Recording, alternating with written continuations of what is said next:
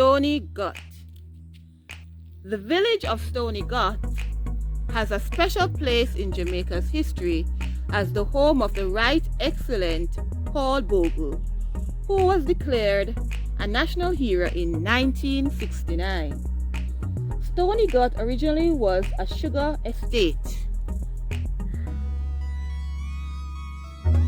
Welcome back. Hi, this is Claudia Johnson. Let us travel together. Around every corner, there's joy to behold. Come on, let's go exploring together.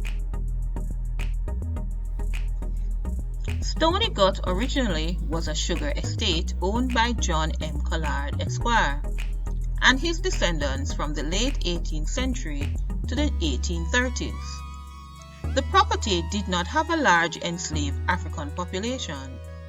In 1787, it had 63 enslaved Africans. By 1818, the amount increased to 88. And at the time of Emancipation, 1838, the property had 44 enslaved Africans. The village of Stony Gut seemed to have been established between 1838 and 1846 and developed as a free settlement independent from the church-based free villages.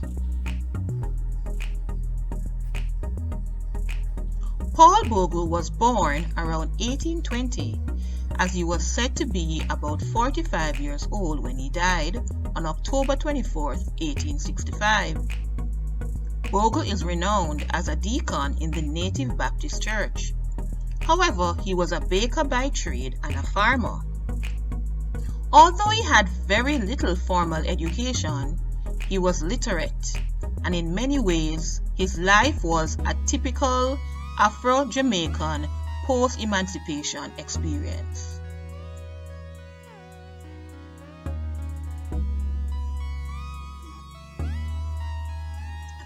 It was here at Stony Gut that Bogle and his followers planted the seeds of the Morant Bay Rebellion. Deacon Bogle had been recognized for his strengths and leadership in the fight against injustice. The Morant Bay Rebellion of 1865 changed the course of Jamaica's history. The sacrifice of over 400 lives, hundreds flogged or imprisoned, and destruction of 1,000 homes over a course of a few days transformed Jamaica's political system and reformed the island's land regulations. In 1975, a plot which was originally part of Bogle's property was declared a memorial garden and a monument was erected in his honor. Stony Gut was declared a national monument on November 5, 1992. Despite being the birthplace of national hero Paul Bogle, there aren't many artifacts in Stony Gut. The only things that may be eye-catching is the plaque on the monument that marks the former site of Bogle's church. Behind the monument also lies the grave of the hero's grandson, Philip Bogle.